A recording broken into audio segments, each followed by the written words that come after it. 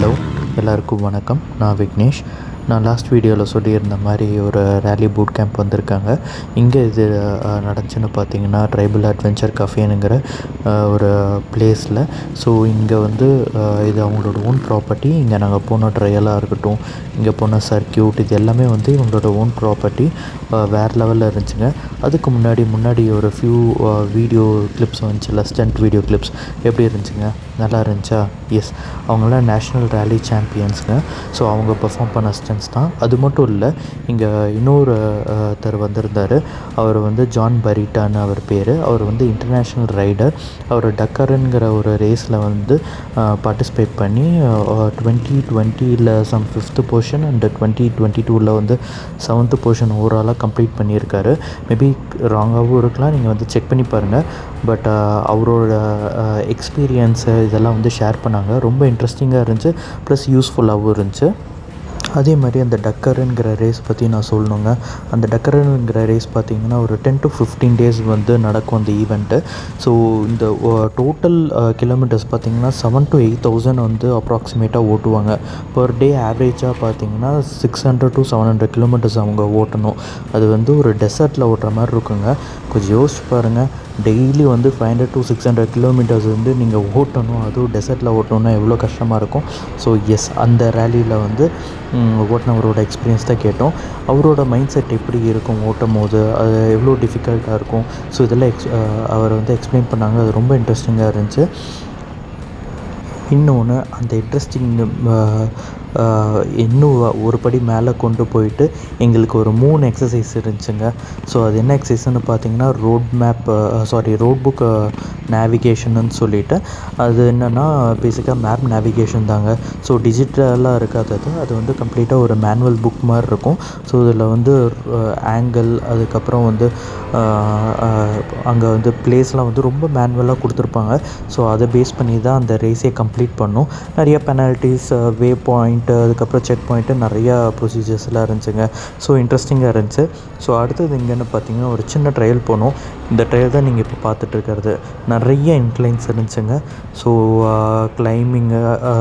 Claim down. So ரொம்ப ஒரு எப்படி சொல்கிறது, ஒரு 45 degree இன்க்ளைன்னு. ஸோ அந்த மாதிரி பிளேஸ்லாம் இருந்துச்சு. ரொம்ப இன்ட்ரெஸ்டிங்காக இருந்துச்சு. ஸோ இப்போ இந்த வீடியோவில் வரப்போகிற இடத்த பார்த்திங்கன்னா அந்த இன்க்ளைன் தான். இது உண்மையிலே ரொம்ப க்ரேஸியான இன்க்ளைனாக இருந்துச்சுங்க.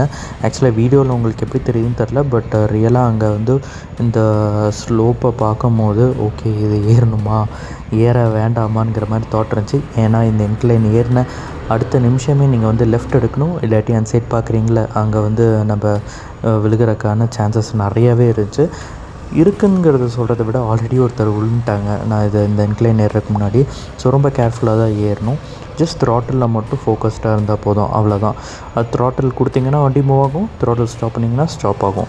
நீங்கள் மேலே ஏறணுன்னா த்ராட்டில் ஸ்டாப் பண்ணிவிட்டு அப்படியே திருப்பிடலாம், அவ்வளோதான், சிம்பிள். ரொம்ப பேனிக் ஆகிட்டிங்கன்னா எக்ஸ்ட்ராவாக த்ராட்டில் கொடுத்து அந்த சைடு போய் விழுகிறதுக்கு சான்சஸ் இருக்குது. ஸோ கேர்ஃபுல்லாக இருக்கணும். ஸோ இது ரொம்ப இன்ட்ரெஸ்டிங்காக இருந்துச்சுங்க. இதை நாங்கள் ஒரு ரவுண்டோடு விடலை.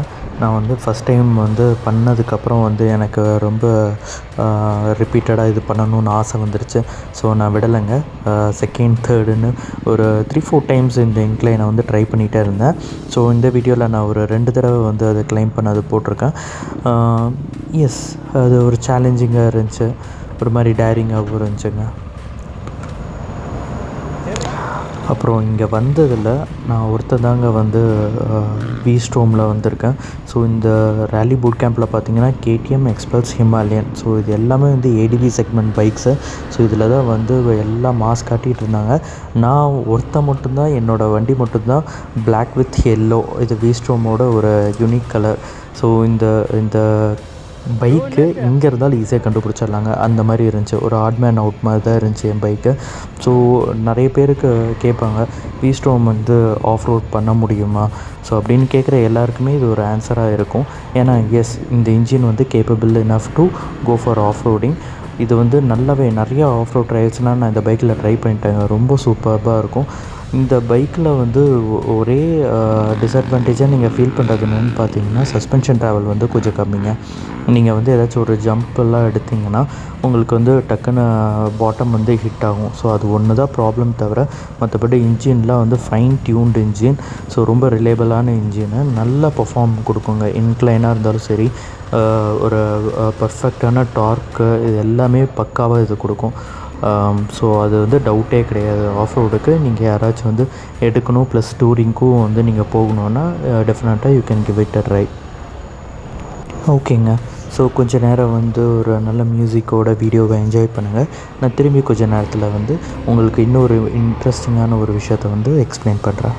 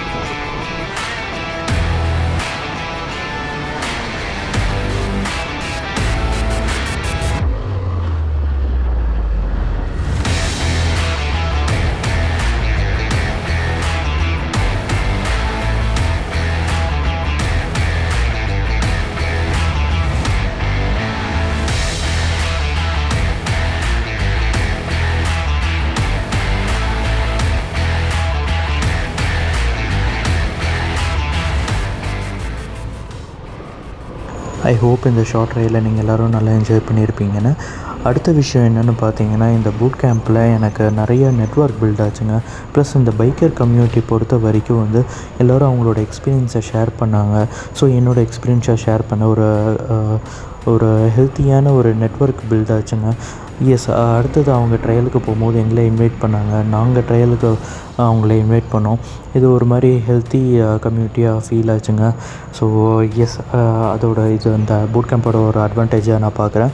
அடுத்து வரப்போகிற இந்த சர்க்யூட்டை நீங்கள் ஃப்ளாலெஸ்ஸாக என்ஜாய் பண்ணுறதுக்கு பேச்சை குறைச்சிட்டு மியூசிக்கை போடுறேன். நீங்கள் என்ஜாய் பண்ணுங்கள். Thank you and see you in next video.